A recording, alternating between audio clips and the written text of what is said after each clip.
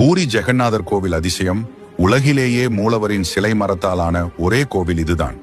கிருஷ்ணர், பலராமர் மற்றும் சுபத்ரை தேவி ஆகிய மூவரும் ஒரே கருவறையிலிருந்து அருள் பாலிக்கின்றன. 12 ஆண்டுகளுக்கு ஒரு முறை மூலவரின் சிலை உரிய சடங்குகளுடன் அதே மரத்தினால் மறு உருவாக்கம் செய்யப்பட்டு மீண்டும் பிரதிஷ்டை செய்யப்படுகிறது.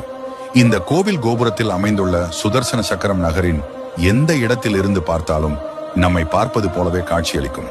அதே போல் அந்த சக்கரத்தின் மேலே ஒரு கொடி பறந்து கொண்டிருக்கும். இது சாதாரண கொடி அல்ல. என்னென்றால் இந்த கொடியானது காற்று எந்த பக்கம் வீசுகிறதோ அதற்கு எதிர்த்து செயல் பறக்கும். இந்த கோவில் கோபுரத்தின் நிழல் ஒருபோதும் கீழே விழுவதில்லை.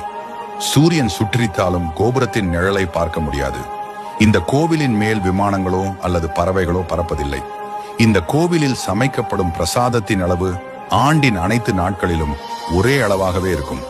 ஆனால் பக்தர்கள் எண்ணிக்கை கூடினாலும் குறைந்தாலும் தயாராகும் பிரசாதம் ஒருபோதும் பக்தர்களுக்கு பற்றாமல் போனதில்லை. அதுபோல் மீதமும் ஆவதில்லை.